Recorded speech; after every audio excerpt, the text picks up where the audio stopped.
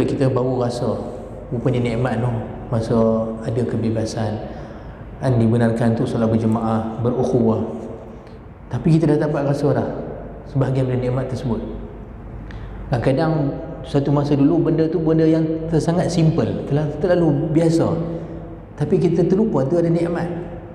Antaranya nikmat apa tuan-tuan? Nikmat salam. Hari ni saya rasa aduh, teringin nak salam orang, tak boleh, cuma buat ini. Tak apalah, kita akur lah kan. Tapi rupanya nikmat tu. Dan nikmat ni sememangnya nikmat sebab Nabi SAW sebut dalam satu hadis, ma yaltaqiyanin ataupun ma min mu'minaini yaltaqiyani fatasafaha. Tidaklah dua orang beriman yang mereka bertemu dan bersalam ila inhattat anhumal adh-dhunub kama inhatta al-awraq min asy-syajarah kama qala sallallahu alaihi wasallam. Melainkan orang yang bersalaman tadi ni akan gugur dosa-dosa dia seperti gugur daun-daun kering daripada pokok. Bukankah tu satu nikmat? Hatta nikmat kita dapat dipegang tangan kawan kita seronok, boleh peluk pula kan, meluahkan rasa apa, menzahirkan rasa rindu. Tapi lah tak dibuat, tuan-tuan. Jadi baru kita sedar tu nikmat. Sebab kadang-kadang nikmat ni tak dapat dihargai, tak dapat dinilai melainkan bila dia tak ada. Macam yelah nikmat sihat biasa kan. Kita bila dah mula tak larat, lutut sakit lah, darah tinggi, baru teringat masa muda. Dulu masa muda aku tak pun masa ibadat tak buat. Sama lah, manusia semua lagu tu tuan-tuan. Saya pun sama juga. Lah ni kesibukan kan. Baru-baru ni saya order kitab daripada Mesir. Ada kawan saya pun jual kitab kat Sri Petaling, order. Tapi kitab boleh beli, masa tak boleh beli. Kita nak mula baca, anak teriak, nak tu nak ni apa semua. Lah kali settle pukul 12 malam, baru baca 2 baris, mata pun terpejam. Jadi masa tak boleh nak beli. Mula teringat masa aku muda, awal aku tak pulun, dah terlepas dah, tak boleh buat apa lah. Jadi bila nikmat tu dah tak ada, macam masa kesihatan, barulah kita sedar betapa nikmatnya benda tersebut. Macam itulah semua nikmat Allah Ta'ala. Jadi tuan-tuan, bila kita mensyukuri nikmat Allah Ta'ala, tuan-tuan, Allah janji akan tambah nikmat tersebut. Wala in syakartum la azidannakum. Ni janji Allah. Wala in syakartum, sekiranya kamu bersyukur, la azidannakum. Nampak dalam bahasa Arab, kalau kita belajar bahasa Arab, lam dekat la azidan di sini panggil lam taukid. Lam taukid maksudnya penegasan, nescaya. Azidannakum, kemudiannya pada fi'il mudhari' tu, yang ni present tense kat situ, ada pula nun yang bersabdu pada hujung aja, menunjukkan satu lagi penegasan. Maksud dia memang nescaya ni aku akan tambah lagi nikmat tersebut. Wal in kafartum inna azabi lasyadid. Tapi sekiranya kamu kufur, ini kufur nikmat, sesungguhnya azab aku sangat besar, sangat berat, sangat dahsyat. Jadi bila saya fikir tadi, alhamdulillah masjid ni dah boleh buka di hari pengajian balik. Tanda syukur kita apa? Kita main masjid, kita betul-betul imarahkan balik masjid. Kita kan jadikan betul masjid tempat yang memang Allah Ta'ala jadikan untuk tujuan tersebut. Apa dia? Zikrullah, mengingati Allah Ta'ala. Allah Ta'ala jadikan masjid ni untuk mengingati je. Sebab tu Allah Ta'ala sebut dalam Quran, surah Al-Baqarah, وَمَنْ أَظْلَمُ مِمَّنْ مَنْعَ مَسَاجِدَ اللَّهِ أَنْ يُذْكَرَ فِيهَا اسْمُهُ وَسَعَى فِي خَرَابِهَا. Siapa yang lebih zalim? Allah Ta'ala kata. Ni kalimah ni bukan pertanyaan soalan, nak tanya siapa, kita nak jawab si fulan, tak, bukan. Yang ni dipanggil persoalan istifham li zajar, pertanyaan untuk marah, nak mengancam. Waman azlam, siapa yang lebih zalim? Mimman, daripada orang yang mana'a masajid Allah, yang menghalang masjid-masjid Allah, ayyuzkara fiha ismuhu, yang mana masjid Allah Ta'ala ni untuk disebut namanya, untuk ingat Allah SWT. Ini tujuan utama masjid. Nampak no? Kemudian dalam satu hadis Nabi SAW, ada seorang lelaki hilang unta dia hilang. Kemudian lepas solat dia buat announcement, buat pengumuman, siapa jumpa unta aku, tolong habaq kat aku lah. Nabi kata, la raddallahu naqataka alayka au ilaika au kama qala, moga Allah Ta'ala tak kembalikan balik dah unta kamu kepada kamu. Nabi doakan siang, dia buat pengumuman, tanya unta, Allah Ta'ala, Nabi kata semoga Allah Ta'ala tak kembalikan dah unta ni. Sebab Nabi kata masjid ini bukan untuk ini, masjid ni dibina untuk mengingati Allah SWT.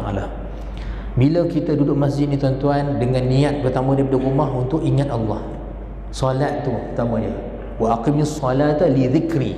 Allah Ta'ala sebut pada Nabi Musa AS, dan dirikanlah solat wahai Musa untuk mengingat aku. Nampak? Untuk ingat pada aku. Jadikan masjid betul-betul untuk tempat zikir, ingat Allah Ta'ala. Kita datang dengan niat tersebut, kita laksanakan solat yang betul-betul perbuatan kita semua menjurus kepada zikrullah, mengingati Allah Ta'ala. Termasuklah pengajian seperti ini kerana Allah, dan insya-Allah kerana mempelajari syariat Allah. InsyaAllah tuan-tuan, moga-moga Allah Ta'ala turunkan rahmat dia, sakinah dia, ketenangan dia, dan juga Allah Ta'ala lindungi kita dan doa-doa kita mustajab dalam tempat seperti ini. Dan juga moga-moga dengan sebab zikir kita kepada Allah Ta'ala di dalam masjid ni tuan-tuan, Allah SWT kurniakan kepada kita hati yang betul-betul bercahaya, yang lembut kerananya, dan hati yang munkasir, yang pecah kerana harap kepada Allah Ta'ala. Sebab tuan-tuan, kalau kita dapat hati seperti ini tuan-tuan, kita dapat kebersamaan dengan Allah SWT. Sebab Allah Ta'ala sebut dalam satu hadis Qudsi, ana ma'a munkasirina qulubuhum, aku bersama dengan orang yang hati mereka ni pecah. Maksudnya hati mereka ni dalam keadaan sentiasa bersama Allah, sedih, rasa kurang, rendah diri. Ini yang kita nak. InsyaAllah moga kita betul-betul bersyukur Allah Ta'ala dengan nikmat ni, dengan betul-betul kita laksanakan hak Allah Ta'ala dalam masjid Allah Ta'ala inilah, insyaAllah. Amin. Baik, kita sambung insyaAllah tuan-tuan mana yang sempat. Pengajian kitab kita, kitab Muqaddimah Al-Hadramiyah karangan Al-Imam Abdullah Bafadli rahimahullah ta'ala. Jadi cerita akhir kita berhenti, kita dah selesai bab pada menyatakan perkara-perkara yang membatalkan wudu. Jadi kita masuk fasal yang baru, iaitu fasal perkara-perkara yang haram dibuat bagi orang yang berhadas, kan, bagi orang yang berhadas. Qala al-musannif rahimahullah ta'ala wa nafa'ana bi'ulumihi fid darain amin. Faslun. Muka surat berapa saya pun tak tahu sebab saya pedang 35. Muka surat 35 tuan-tuan. 35. Tak faham tuan-tuan, saya sebab pedang kita Arab, saya pun terjemah ikut saya lah. Tuan-tuan boleh tengok dekat kitab dan juga terjemahan dia. Faslun yahrumu bil hadathi as-salatu wa nahwuha wa tawafu wa hamlul mushafi wa massu waraqihi wa jildihi wa kharitatihi wa ilaqatihi wa sunduqihi wa huwa fihi wa ma kutiba lidarsi qur'anin walau bi khirqatin wa yahillu hamluhu fi amti'atin wa fi tafsirin wa qalbu waraqihi bi'udin wa la yumna'u as-sabiyyu al-mumayyizu min hamlihi wa massihi lid-dirasah wa man tayaqqana at-taharata wa shakka fi al-hadathi aw tayaqqana al-hadatha wa shakka fi taharati bana ala yaqinihi. Baik, masuk dia fasal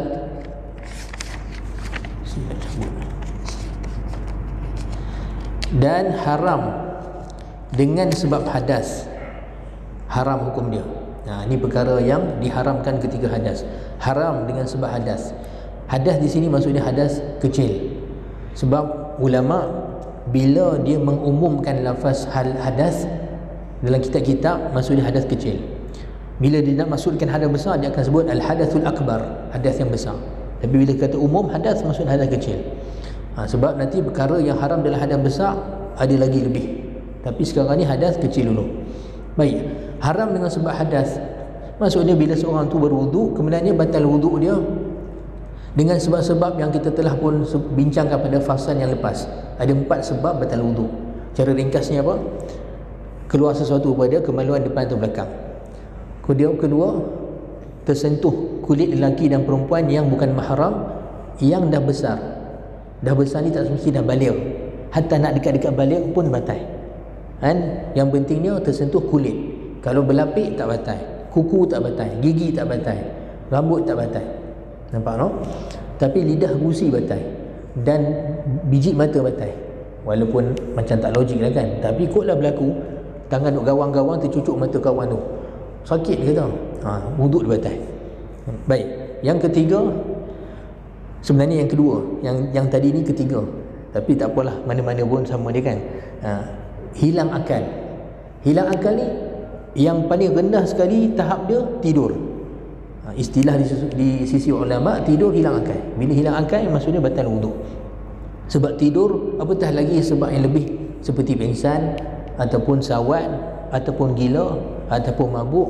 Hatta seperti mana kita pernah sebutkan hari itu, sebab fana.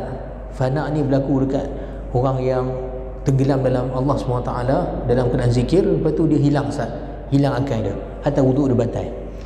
Dan yang terakhir, menyentuh kemaluan manusia dan juga lubang keluar najis dengan tapak tangan manusia ni saja kan, menyentuh kemaluan dengan tapak tangan. Sama ada kemaluan tu dia benda sendiri ataupun mahram dia sendiri, seperti anak dia sendiri kan, ataupun hatta mati mayat sekalipun, kalau sentuh dengan tapak tangan maka batal wuduk dia. Jadi 4 perkara ni saja batal wuduk. Sebenarnya kita dah bincang pada pengajian lepas, semua kita ulang secara laju sini. Jadi bila seorang tu batal wuduk dia dengan sebab-sebab ini, maka haram bagi dia perkara-perkara yang dia akan sebutkan sebentar lagi. Pertama dia apa? As-salat. As-salatu, yakni solat, sembahyang. Sembahyang mesti ada wuduk. La yaqbalullahu salatan illa bitahur. Satu hadis Nabi sebut Allah Ta'ala tak akan menerima satu salat melainkan dengan kesucian, dengan bersih daripada hadas dan bersih daripada najis. Bila kita berwuduk sempurna, barulah boleh solat. Adapun solat orang yang terlupa wuduk dia, kalau sekiranya dia teringat, wajib dia qada balik. Kalau dia memang yakin kemudian dia teringat wuduk dia batal, wuduk dia memang tak ada masa dia solat tadi, maka wajib qada balik. Adapun kalau memang terlupa sampai bila-bila, insya-Allah dia dimaafkan. Sebab setiap perkara terlupa ni Allah Ta'ala tak kira sebagai satu dosa. Kecuali sekarang ni solat mesti ada wuduk. Kecuali seperti mana kita pernah bincang sebelum ni, bagi orang yang berhadas, ini sembahyang mesti ada wuduk. Kalau berhadas tak sah solat dia. Tapi di sana ada satu hal keadaan yang dimaafkan bagi siapa? Bagi orang yang sentiasa berhadas. Ni kita pernah bincang dulu dalam bab wuduk. Dalam bab wuduk, iaitu ada orang yang dia sentiasa keluar sesuatu daripada kemaluan dia, sakit, contohnya kencing tak lawas, memang tak boleh kontrol langsung. Jadi orang macam ni kalau ambil sembahyang, sekali keluar, dia memang berhadas. Tapi seperti mana kita pernah bincang sebelum ni, dia ada kaifiat, satu cara bagaimana dia berwuduk. Kemudian kalau sekiranya dia keluar juga sesuatu dari kemaluan dia disebabkan penyakit dia ataupun keuzuran dia tadi, maka dia dimaafkan, teruskan solat.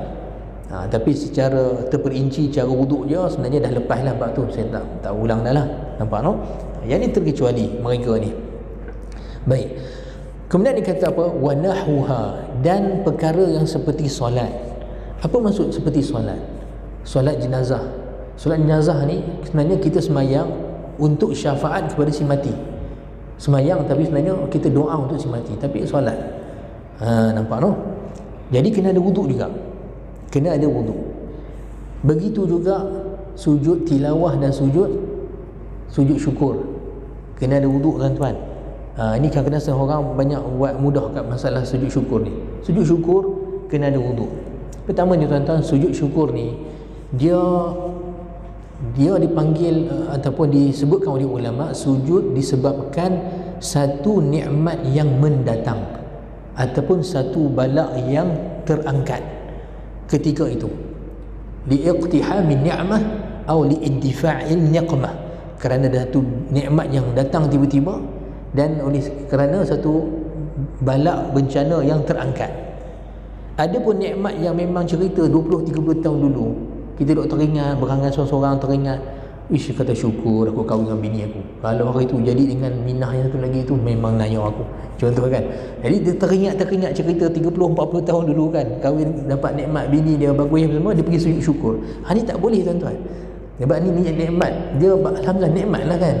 Nikmat tu tak expired, tu ada lagi tapi cerita lama, cerita lama ni tak boleh dah sujud syukur. Dia nikmat masa tu mai, masa tu dia bersyukur, dia sujud syukur. Nampak tak? Ya? Main bola tu lagi lah mengarut. Kan? Nikmat apa main bola ni? Dapat syukur. Pertamanya dia kena sujud syukur ni. Pertamanya main bola tu tak apa tuan-tuan. Saya main bola juga untuk riyadhah. Kan? Tapi bukan main untuk kelab mana-mana lah tuan-tuan. Main nak bagi keluar peluh je, nak bagi sihat badan. Tapi pertamanya ingat tuan-tuan, apa nak kena sebut tadi, seperti mana syarat perlu di sana ada syarat sah solat. Syarat yang sama tuan-tuan mesti ada pada sujud syukur. Semua sama. Apa syarat sah solat? Wuduk, suci, taharah, bersih daripada hadas kecil maupun besar dan daripada najis. Mesti ada pada sujud syukur juga. Menghadap kiblat. Ni gol tahu mana tuan-tuan. Betul tersungkur sujud. Mana kiblat? Tak boleh tuan-tuan. Kena tahu kiblat sujud. Kemudiannya mesti tutup aurat. Kan? Tutup aurat. Kemudiannya seperti mana solat? Ada takbir dia, takbiratul ihram. Niat. Lepas tu salam. Nampak? Semua tu ada. Tuan-tuan tengok sendiri kitab-kitab fiqh lah kan. Ambil kitab Minhajul Talibin Imam An-Nawawi. Imam An-Nawawi ni tuan-tuan dipanggil Syekhul Madhab. Syekh Madhab Syafi'i ni. Fatwa-fatwa yang paling muktamad adalah fatwa Imam An-Nawawi. Melainkan beberapa fatwa dia, tapi cuma kitab dia agak advance lah. Bagi penuntut-penuntut yang kehadapan baru mengaji kitab Imam An-Nawawi ni, sebab dia kitab yang awal sikit. Nampak? Tapi kalau nak baca kitab tu, kita akan jumpa lah bab apa dia syarat sujud syukur. Dan syarat yang sama juga untuk sujud tilawah. Sujud tilawah ni kalau kita sujud dalam solat tak apalah, memang kita dah ada wuduk dah, kita menghadap kiblat, kita tutup aurat. Tapi maksud dia kalau sekiranya kita duduk dalam satu halaqah, kan, kita baca Al-Quran, kita pegang Quran, kena ada wuduk. Tapi baca Quran tidak wajib ada wuduk. Maksud dia kalau kita baca tanpa pegang Quran, boleh baca tanpa wuduk. Tapi tuan-tuan, kalau sekiranya angin keluar, masa angin keluar tu haram baca Quran. Boleh faham tuan-tuan? Kalau kita memang tak tahan, angin nak keluar masa baca Quran, stop dulu bacaan. Lepas tu keluar angin, tak apa. Lepas tu nak sambung bacaan dan keadaan tak berwuduk, tak apa. Cuma yang tak boleh pegang mushaf. Pegang mushaf tu tak boleh. Nampak no? Baik. Jadi begitu juga orang yang baca Quran, contohnya budak hafiz Quran, dia tengah ulang Quran. Bila sampai ayat sujud tilawah, dia disunatkan untuk sujud, tapi kena pastikan dia ada wuduk.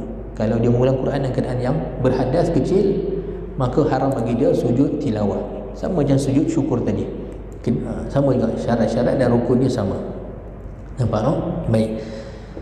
Begitu juga tuan-tuan, nanti insya-Allah lah ada sampai perbahasan tentang sujud tilawah ni, ada beberapa permasalahan saya tak mau sebut sekarang sebab akan jadi panjang. Akan jadi panjang dan mungkin saya rasa tuan-tuan pun mungkin akan rasa terperanjat lah beberapa permasalahan tentang sujud tilawah ni, terutama dalam bab solat. Sebab ada keadaan-keadaan kita sujud tilawah tu batal siap solat kita. Bukan semua keadaan kita disunatkan sujud tilawah dalam solat ni, malah banyak keadaan boleh batal solat. Baik. Dan antara yang perlukan kepada wuduk adalah khutbah. Nampak tak? Khutbah Jumaat. Khutbah Jumaat. Jangan tuan-tuan katalah Tok Khatib kan, bagi khutbah. Khutbah dia betul-betul berapi-rapi, seronok kan. Kita pun rasa nak takbir dengan tengah khutbah tu. Habis-habis soal habis-habis turun mimbar, kita dengan rasa roh terangkat ni. Tiba-tiba Tok Imam kata, tunggu saat nak kena pergi ambil sembahyang Ustaz. Tanya Tok Imam, khutbah tadi ni tak ada wuduk ke? Tak ada, kata. Lupa. Allahu Akbar. Habis khutbah tadi sebenarnya tak sah. Kata kat Tok Imam tu, tak apa, Tok Imam pergi wuduk, saya lagi naik balik mimbar. Baca khutbah ringkas ya. Baca rukun pun tak apa, rukun khutbah je. Sebab khutbah tadi tidak valid. Bila khutbah tak valid, tuan-tuan, solat Jumaat tak boleh buat. Dia kena solat Jumaat ni didahului dengan 2 khutbah. Tapi orang yang main lambat, dia solat saja tak dengan khutbah, solat dia sah. Tapi Jumaat tu tidak sah melainkan dengan 2 khutbah. Jadi Tok Imam, Tok Khatib yang nak khutbah ni, dia kena ada wuduk. Dia kena ada semua syarat sah solat. Tutup aurat, bersih daripada hadas dan juga daripada najis. Nampak no? Baik. Jadi itu semua perkara yang berkaitan dengan seperti solat. Maka wajib dia kena ada wuduk. Maka haram mereka yang tak berwuduk dan keadaan berhadas buat perkara-perkara tersebut. Itu yang pertama. Yang kedua dia kata wa tawafu, dan tawaf. Tawaf ni dekat Kaabah je lah, tak ada tawaf kat tempat lain tu. Tawaf kat kedai tu dia tawaf juga. Sebab asal bahasa Arab tu kan, tawaf ni tafa yatufu tawafan. Tafa tu dia punya fi'il madhi dia, past tense dia. Dia punya present tense yatufu. Tawafan dia punya kata terbitan. Asal dalam bahasa Arab maksud dia memang jalan berpusing-pusing lah, maksud dia bermundar-mandir. Jadi kalau orang pergi ke Mekah tu memang ramai juga tawaf, bukan sekadar tawaf kudum, tawaf kedai. Betul juga perkataan tu, tawaf kedai. Maksud dia round kedai, tengok jubah, tengok macam-macam lah kan, barang-barang. Tu tawaf juga nama dia. Tapi istilah syarak tawaf yang dia panggil ibadah, tawaf mengelilingi Kaabah, tu saja. Nampak no? Baik. Jadi tawaf selain pada Kaabah ni dalam konteks ibadah memang tak ada lah. Tawaf ada hanya pada Kaabah saja. Cuma perkataan tawaf diguna juga dalam sa'i. Nampak no? Perkataan tawaf diguna juga dalam sa'i. Sebab tu Allah Ta'ala sebut dalam Quran Inna safa wal marwata min sya'airillah faman hajja aw i'tamara fala junaha alaihi ayyatawafa bihima. Sungguhnya Safa dan Marwah tu adalah daripada syiar-syiar Allah SWT. Maka siapa yang buat haji ataupun buat umrah, maka tidak mengapa dia tawaf, tawafa. Tapi sebenarnya sa'i kan. Sebab kat sini dalam konteks bahasa, sebab perkataan dia sama je, berjalan ke sana sini tu tawaf. Nampak no? Baik. Tapi bila kita sebut secara umum tawaf, maksudnya keliling Kaabah. Keliling Kaabah. Dan syarat tawaf mestilah dalam masjid, di luar Kaabah. Mestilah dalam masjid dan di luar Kaabah. Ada ke orang tawaf dalam Kaabah? Ada tak orang tawaf dalam Kaabah? Ada tuan-tuan. Perasan tak perasannya? Macam mana orang boleh tawaf dalam Kaabah? Bila mana dia tawaf, tangan dia pegang Kaabah, sebenarnya dia dah tawaf dalam Kaabah. Faham tak tuan-tuan? Bila dia tawaf, dia duduk pegang, kononnya berkat. Memanglah tahu Kaabah tu berkat, tapi masa tawaf tak boleh pegang Kaabah, apatah lagi pegang atas hijir Ismail tu. Apa yang berlaku? Sebenarnya sebahagian badan dia dalam Kaabah. Tuan-tuan, sebenarnya Kaabah hari ini bangunan yang telah dikecilkan. Bangunan Kaabah yang asal dia besar, besar lagi daripada yang sekarang. Bertanda je dinding asal Kaabah tuan-tuan, kalau tuan-tuan perhati dekat kaki Kaabah tu ada apa? Ada syazrawan. Syazrawan ni ada satu macam batu, dia ke depan sikit. Perasan batu marmar. Nampak kan? Dia ada hanya pada 3 dinding saja. Sebab dekat dalam hijr dia tak ada. Dalam hijr dia tak ada. Apa sebenarnya batu ni tuan-tuan? Batu ni sebenarnya adalah petanda sebenarnya asal dinding Kaabah yang dibina oleh Nabi Ibrahim AS sampai sini. Kenapa dikecilkan? Sebab orang Quraisy masa tu tak ada modal cukup nak bina Kaabah. Jadi terpaksa kecilkan dinding Kaabah. Jadi orang yang kalau tawaf badan dia dekat betul dengan Kaabah, sebenarnya dia dah masuk sebahagian badan dia dalam Kaabah. Jadi tawaf dia tak sah. Tapi tu bab tawaf lah, saya cuma nak cerita kat sini no. Jadi tawaf antara syarat dia mesti suci daripada hadas kecil dan daripada hadas besar dan juga daripada najis. Seperti solat sama saja. Malah dalam satu hadis Nabi SAW bersabda, at-tawafu kas-salah. Tawaf tu seperti solat. Melainkan Allah Ta'ala membenarkan dalam tawaf ni kita bersembang. Cakap tak apa. Dalam solat tak boleh bersembang, tak boleh bercakap. Tapi dalam tawaf tak apa. Mutawif nak habaq kata, okey tuan-tuan jaga-jaga kan, jaga-jaga jangan sampai terkalih bahu. Sebab kalau bahu kita terkalih pusing dah tak sah tawaf. Dan itulah boleh kita cakap. Tanya apa anak kita, Bang Long mana Bang Long, tak nampak ni, tak apa, tak batal. Janji jaga hak perkara-perkara yang lain, rukun tawaf tadi. Jadi antaranya kena ada wudu. Kalau berhadas maka haram hukum dia tawaf, termasuklah tawaf sunat sekalipun. Tawaf sunat. Tawaf sunat ni kita saja nak tawaf boleh, ataupun masuk Masjidil Haram, tahiyatul masjid dia adalah tawaf. Sebenarnya tuan-tuan masuk Masjidil Haram sebenarnya tak ada tahiyatul solat, tahiyatul masjid tak ada. Sebab solat tahiyatul masjid bagi Masjidil Haram adalah tawaf. Adalah tawaf sebenarnya asalnya. Cuma ulama mengatakan kalau betul-betul dia tak dan atau dia tak mau buat tawaf, barulah dia boleh buat solat tahiyatul masjid. Tapi bagi orang yang memang datang buat umrah, bila masuk Masjidil Haram, dia tak payah buat solat tahiyatul masjid, dia terus tawaf. Nampak? Dia terus tawaf. Baik. Kemudiannya wa hamlul mushaf, dan menanggung mushaf ataupun mengangkat mushaf. Al-mushaf Al-Quran kan, yang ditulis dalam buku macam sekarang ni lah, mushaf kan kita pun tahu. Jadi membawa mushaf tuan-tuan wajib dalam keadaan yang berwuduk, angkat dia. Walaupun mushaf yang dibahagi-bahagikan juzuk dia, macam sekarang ada jualan mushaf kan, dia buat 30 juzuk berasingan. Mushaf ni masa sekolah tahfiz, kami di sekolah tahfiz dulu guna dia bila ada majlis buat khatam Quran. Kadang-kadang orang panggil, ada orang meninggal ke, ataupun ada orang ada hajat tertentu nak buat khatam. Jadi nak mudah dia bawa satu kotak tu, boleh pakai bagi-bagi kan, seorang saja satu juzuk baca.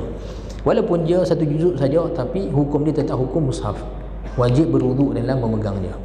Baik, surah Yasin macam mana? Surah Yasin, surah Al-Kahfi ke, surah semua surah yang sekarang ni ada dibukukan kan, untuk ringkaskan. Begitu juga hukum dia seperti mushaf, sekiranya ayat Al-Quran lebih daripada yang selain pada Quran. Jadi surah Yasin yang kita tengok, yang biasanya ada di cetak hari ni tuan-tuan, dia ada surah Yasin, lepas tu ada tahlil, kemudian ada doa tahlil, ada doa Yasin. Jadi bila kita perhati, tengok hak yang selain daripada Quran lebih daripada Al-Quran. Jadi yang ni tak ada masalah, pegang tanpa wudu, surah Yasin. Tapi cuma sekarang ni ada orang dah dicetak juga kompilasi beberapa surah Yasin, surah Kahfi, lepas tu surah Al-Muluk kan, surah Muluk. Kebenarnya tak ada tulisan yang selain daripada Quran ni, tak banyak, sikit dia. Depan tu ada nama pencetakan, lepas tu dia tulis kan hak cipta terpelihara, lepas tu belakang tu mungkin ada sikit-sikit. Jadi kita tengok Al-Quran lebih daripada tulisan yang asing, maka hukum dia wajib ada wuduk untuk pegang, hukumnya sama. Nampak tuan-tuan? Baik, sebab tu disebut sini mengangkat mushaf wa mashu waraqihi, dan memegang kertasnya.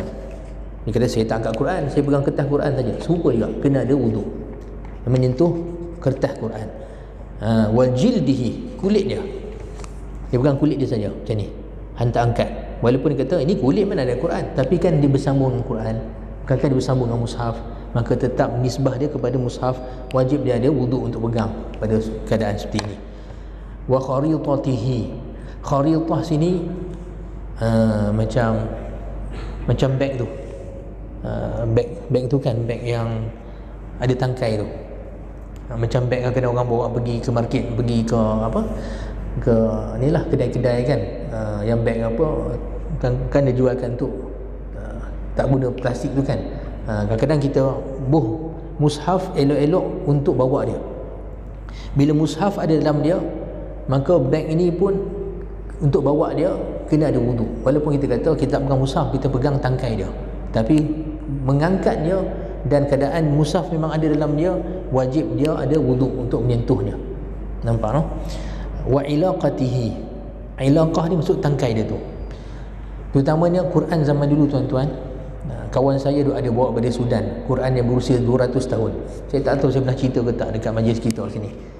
Saya pernah bawa mushaf ni dekat muzium kesenian Islam sebelah pusat Islam depan Masjid Negara. Saya pernah bawa sebab kawan saya dia kata kalau dia terdesak duit tak ada, dia bawa Quran ni daripada Sudan. Quran ni berusia 200 tahun. Memang kertas dia pun nak relai lah, sebab tak jaga elok-elok. Sebab manuskrip lama ni, kertas lama ni dia kena jaga pada suhu dia, tempat dia. Tapi dia dah tak ada tempat nak jaga, jadi kertas dia pun masa tu dah kuih nak relai, nak koyak-koyak. Tapi saya bawa mushaf ni dekat Muzium Kesenian Islam sebelah pusat Islam kat KL. 3-4 masa tu pakai manuskrip turun. Seorang daripada Jordan, seorang daripada Mesir. Mesir tu perempuan pakai skirt siap. Saya pun terperanjat, ingatkan bukan orang Islam. Rupanya bagi salam, Assalamualaikum, dia kata orang Mesir. Tudung tak pakai rambut kala. Tapi dia pakai manuskrip. Dia tengok saja dia tahu ni berapa, dia 200 tahun, dia kata, ui, terror. Tengok saja kertas, dia tahu daripada mushaf daripada mana. Sebab dia tengok khat, dia panggil khat magharibah, tulisan tu pun dia tahu dah daripada mana. Memang pakar lah. Cuma saya pun tanya, nak ambil ke tak kan? Nak ambil, bayar lah, dia tu lah. Lepas tu mereka pun boleh bagi, tak tahu nak ambil tak ambil. Lain kali panggil dia punya pengurusi tu musi apa ni pengurusi orang besar sekali. Tahu tuan-tuan siapa? Said Muhammad Bukhari, adik pada Said Mukhtar Bukhari turun. Jumpalah saya masa tu. Dia pun terperanjat, sampai macam tu sekali mereka nak bincang pasal mushaf ni. Tapi senang cerita, dia main-main dia tengok, dia kata kita ada tak yang jenis macam ni? Kita ada, tak payah beli tak, dia kata kami tak perlu Jadi sebab dia dah ada yang naskah yang macam tu lebih kurang, dan sebenarnya dah ada pun mushaf yang lebih tua pada tu kan. Jadi dia rasa tak ada nilai sangatlah untuk simpan dekat muzium. Jadi dia kata minta maaf lah ustaz, dia kata kami tak belilah. Dia kata tak apalah, macam mana kan. Cuma saya nak tahu sebenarnya harga dia berapa, nilai dia 4,000. Ui, tak sangka saya pun 4,000 juga. No? Ada kat kawan saya kat Jitra, kalau tuan-tuan nak beli saya beli habang dia. Tapi sebenarnya tuan-tuan, jujur saya nak beritahu, payah nak jaga. Nak baca pun tak boleh pun. Sebab bila kita keluar, pertama dia tak ada ikat kat sini. Dia tak ada jilid ni. Dia serelai-selai. Jadi saya cuma nak cerita kat sini, Quran dia ada beg khas dia, kotak. Bentuk kotak. Jadi kita keluarkan dia ada kulit satu yang bercerai macam ni, duduk depan, duduk belakang. Untuk kertas dia pun memang bila keluar tu dia dah mula dah nak relai lah nak cerita kan. Payah nak jaga. Lepas tu tulisan dengan cerita saya pun tak boleh baca. Kan saya sendiri payah nak baca. Saya ni biasa baca manuskrip juga, tapi nak kata hak tu pun payah. Lepas tu dia tulis dengan Quran pun riwayat Warash, bukan riwayat Hafsin. Hak kita baca ni tuan-tuan riwayat Hafsin. Kat sana ada riwayat lain. Sama dia Quran yang sama tuan-tuan, tapi dia ada tanda-tanda dia yang berbeza. Sebab contohnya wa ma tilka biyaminika ya Musa, kita baca Musa, depa baca ya Musa. Jadi dia ada tanda pada ya tu. Wa ma tilka biyaminika ya Musa. Wa duha, dia baca dengan imalah. Jadi adalah tanda-tanda dia macam tu. Jadi cuma saya nak cerita kat sini, Quran yang macam jenis manuskrip ni, dia kadang-kadang zaman dulu dia pun ada kotak khas dia. Jadi dia dah habis baca, dia buang dalam kotak tu. Jadi selagi mana Al-Quran ni duduk dalam kotak tu, hatta tangkai dia apa semua tu tak boleh nak pegang. Tangkai dia tu tak boleh nak pegang kalau tak ada wudu. Kena dalam keadaan yang berwudu. Kalau berhadas tak boleh pegang. Semua yang berkaitan dengan bila dia ada dalam tu. Sebab tu dia kata sini wa sunduqihi, dan kotak Quran dia. Jadi hari ni pun ada setengah cetakan Quran mushaf dia pun ada buat kotak. Jadi kita boleh masukkan kotak kan, dan Quran tu dalam kotak dia, lepas tu kita keluarkan balik untuk penjagaan Quran. Pun serupa juga. Kan selagi setengah ulama kata kat sini ada khilaf sikit, ataupun ada perbezaan di sudut pendapat ulama. Ada yang mengatakan kotak ni kalau sekiranya Quran tu dalam kotak, kalau sekiranya bercerai maka tak apa pegang hak kotak tu. Tapi setengah ulama kata selagi mana ada nisbah daripada Quran. Maksud nisbah sini orang tahu ni kotak Quran. Walaupun Quran dah tak ada dalam tu, tapi dia ada tulis Al-Quranul Karim. Hatta mengatakan pegang dia saja walaupun Quran tak ada dalam dia, serupa juga. Sebab nisbah dia adalah kotak Al-Quran. Nampak no? Tapi ada perbezaan sikit setengah fatwa ulama dalam masalah ni. Lepas tu dia kata sini wasunduqihi wa huwa fihi. Kotaknya sekiranya Al-Quran tu ada dalam dia. Nampak no? Tapi seolah dalam kitab lain, kitab Busyra Karim, karangan salah seorang ulama, Imam Ba'shin, dia kata hatta sekiranya Quran tak ada dalam dia, tetapi orang tahu tu adalah kotak Quran. Nampak? Baik. Kemudian dia kata wa ma kutiba lidarisi Qur'anin walau bi khirqatin, dan apa yang ditulis dengan niat untuk belajar Al-Quran. Kertas kosong A4, apa hukum pegang dia? Kena ada wudu tak? Tak kena wudu sebab kertas kosong. Tapi bila kita ambil kertas ni, kita start nak tulis surah, satu surah, nampak no? Maka tulis saja Bismillahirrahmanirrahim dengan niat kita sebenarnya kertas ni akan ditulis pada dia Quran, maka wajib ada wudu pegang dia lepas tu. Sebab dia akan bertukar kepada satu kertas tertulis pada Quran dengan sebab untuk baca ataupun untuk belajar. Untuk baca ataupun untuk belajar, dirasah. Nampak no? Kertas ataupun papan sekalipun. Papan ke apa benda semua. Papan ni tuan-tuan memang metod pengajian dekat utara Afrika. Saya tengok dua tiga menjak ni ada orang buat wakaf Al-Quran dekat negara Afrika. Dia kata kesian depa, tengok tuan-tuan depa tulis pakai kayu saja. Sebenarnya tuan-tuan memang depa tulis macam tu. Saya biasa belajar tempat-tempat macam ni. Saya mula-mula sampai Sudan dulu, dan dulu kat Khartoum 3 hari kami pergi ke satu perkampungan namanya Ruf'ah. Haidan duduk berapa hari kat sana. Memang metod mereka belajar tu bukan tak ada Quran. Quran pun ada tu memanglah dhaif, tak nafikan. Tapi bukan mereka tak ada Quran sebab tu mereka tulis atas papan. Memang metod dia tulis atas papan. Bukan sekat Quran. Hatta mengaji kitab apa semua mereka tulis atas papan ni. Dia ada papan dia khas dia lah. Dia akan bawa bentuk dia, dia panggil lauh. Lauh maksud dia papan dalam bahasa Arab. Jadi mereka tulis kan, lepas tu mereka akan tengok pada Quran, dia tulis satu muka ke dua muka ke. Lepas tu mereka akan baca kat guru dia. Guru dia approve bacaan dia, dia akan start hafal. Si ada satu style papan tadi tu, dia akan sandang dengan papan kawan dia, dia ada kepala dia. Jadi dia boleh macam apa? Cangkuk tu. Jadi dia berdiri. Jadi kawan duduk sebelah sini, dia duduk sebelah sini dan dia pun start mengapai. Baca. Nah, lepas tu tasmi' baca kat guru hafalan depa. Bila dah habis, depa akan corah ayat. Basuh balik. Sebab dia tulis pakai arang, pakai karbon. Dia corah balik, basuh papan ni. Hatta tempat saya pergi dulu dekat Ruf'ah di Sudan tu, dia ada satu dia buat macam telaga kecil. Nak curah ayat Al-Quran tu kat dalam tu saja. Dia tak bagi curah merata-rata. Ada setengah tempat curah dalam mangkuk, betul minum siap. Sebab dia lihat berkat. Tulis Quran, minum siap. Nampak no? Dia nak buat lepas ni. Baik. Jadi tu metod dia. Jadi dia namanya khalwa. Sekolah tahfiz sana panggil khalawah. Khalwa ataupun khalawah. Maksud dia tempat yang asing, jauh daripada orang. Hatta subhanallah tuan-tuan, bukan hatta belajar Quran saja metod ni. Depa belajar kitab-kitab pun macam tu juga. Depa hafal tuan-tuan kitab ni. Kitab Muqaddimah Hadramiyah ni antara kitab yang dihafal asal dia. Saya pun tak hafal tuan-tuan. Tapi nak kata depa sana ni hatta kitab Muqaddimah Hadramiyah, kitab Safinatun Najah, kita buat pengajian di sana kan. Kitab apa ni Yaqut Nafis. Ni kitab ni depa hafal. Kalau dekat Mauritania tu lagi dahsyat tuan-tuan. Kitab syarah-syarah ni depa hafal. Bukan kitab kecil-kecil ni, kitab syarah-syarah ni depa hafal. Saya ada seorang kawan dulu, sekarang ni dia, saya tak tahu dia buat apa, tapi dia dah habislah buat doktor bidang syariah. Dia daripada Mauritania. Dulu kawan duduk sebelah. Datang pada Padang Pasir Arab Badawi. Kita makan sama-sama setalam. Kita kata makan, dia boleh ludah pula kita. Kita kata hang ni berandap sikit, dia tak faham. Saya pun apa aku buat salah ni. Rupanya dia budaya dia biasa sebab duduk Padang Pasir. Tapi tuan-tuan, terror tak terror ni tuan-tuan. Dia sampai jalan pergi tandas, sampai basuh baju pun semua, mulut dia tu baca kitab. Hak yang depan kata ya Allah, otak macam mana ni. Tapi tuan-tuan, tempat pengajian mereka dekat Padang Pasir, dekat Mauritania. Macam tu metod mereka mengaji. Nampak no? Baik, yang penting nak kata kat sini, papan jenis macam ni kalau bila tulis Quran, maka dia kena ada wuduk. Sebab dah jadi satu alat untuk kita tulis pada dia Al-Quran dengan niat membaca dan dengan niat mengaji. Adapun sesuatu kita tulis Quran atas dia bukan dengan niat mengaji ataupun niat belajar Quran, maka dia tidak menjadi mushaf, hukum mushaf. Nampak no? Seperti apa? Kita belajar khat.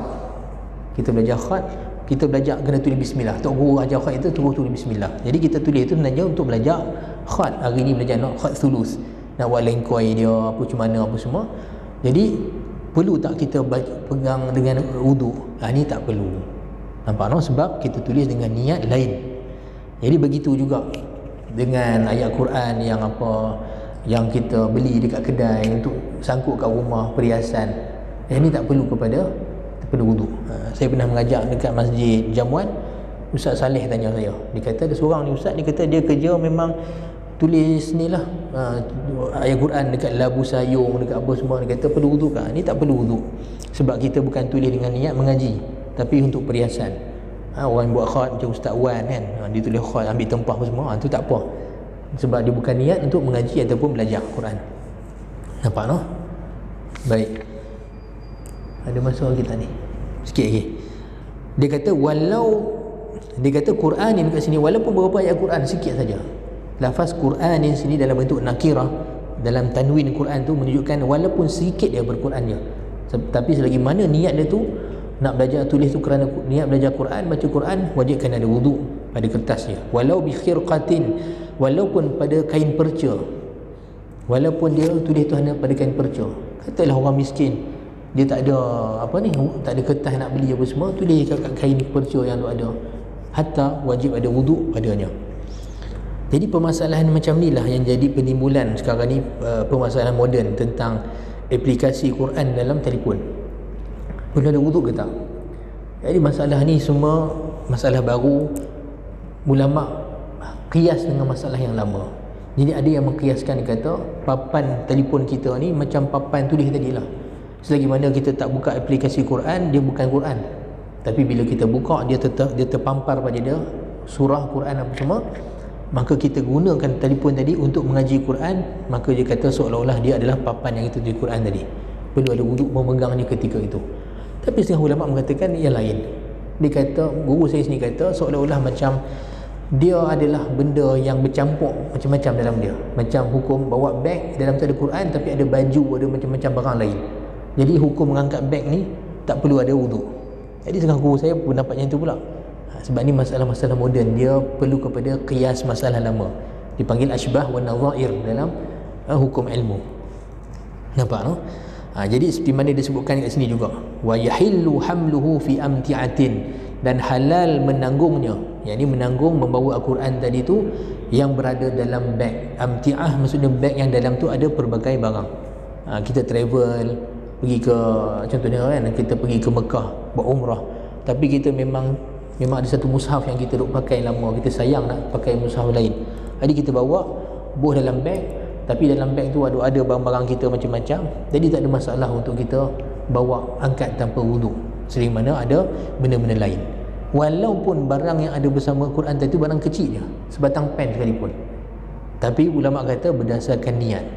Kalau dia buat trik, ulama wuduk tak ada ni kan, dia kata ambil satu pen buah dalam ni, jadi kita ada barang lain, ni tak jadi tuan-tuan, sebab niat hakikatnya dia untuk angkat mushaf.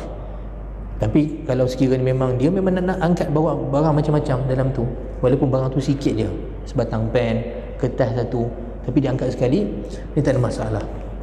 Innamal a'malu binniyat, hanya sebenarnya amalan ni dihitung dengan niat kita. Nampak no? Baik, macam dah dengar azan kan? Sikit lagi wa fi tafsirin wa qalbu warqihi bi'udin, dan begitu juga kan, halal maksudnya tidak haram mengangkat tafsir. Tapi tafsir sini bukan secara umum. Syarat tafsir yang boleh diangkat ataupun dipegang tanpa wuduk sekiranya perkataan selain Al-Quran lebih daripada Al-Quran. Sebab tu ulama mengatakan tafsir Jalalain yang ada zaman sekarang kena ada wuduk. Sebab apa tuan-tuan? Sebab dia cetak tafsir Jalalain ni, kita Arab lah, Imam As-Suyuti dengan Imam Mahali tu dia tafsir sikit je. Contohnya zalikal kitab, lepas tu dia tulis sikit tafsir, hudan lil muttaqin la raiba fi, tulis sikit-sikit je. Tapi hari ni dia cetak tafsir ni, dia buat kotak tengah-tengah tu Quran yang sempurna.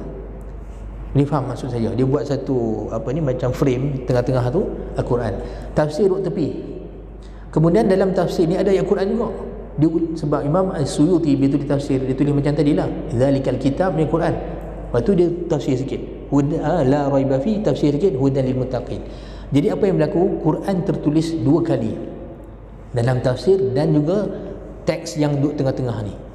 Jadi sebab itulah ulama mengatakan bahawa tafsir Jalalain yang ada pada hari ini, cetakan hari ini, dia seperti Quran, sebab kalimat Quran lebih banyak daripada tafsir.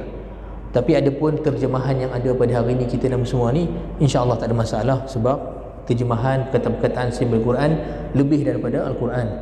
Nampak no? Jadi boleh memegangnya tanpa wuduk. Baik, sampai sini dulu tuan-tuan. Nak azan sekali lagi. Jadi saya mohon maaf sekiranya sana ada kasar bahasa atau salah silap, yang baik pada Allah Subhanahu Wa Taala, salah silap kekurangan daripada kekurangan saya sebagai manusia biasa. Semoga Allah Ta'ala kurniakan kepada kita ilmu yang bermanfaat dan diberi taufik kepada kita untuk beramal dengan apa yang kita pelajari. Aqulu qawli hadza wa astaghfirullahal azim li wa lakum. Allahumma alimna ma yanfa'una wanfa'na bima 'allamtana wa zidna ilma warzuqna fahma waftah 'alaina futuhal 'arifin. اللهم وفقنا لاتباع سنة نبيك محمد صلى الله عليه وسلم ظاهرا وباطنا قولا فعلا وعملا، وامن علينا محبته يوم القيامة وبعثنا معه يوم القيامة ومع أصحابه وأهل بيته يا رب العالمين. وصلى الله على سيدنا محمد وعلى آله وصحبه وبارك وسلم. الحمد لله رب العالمين.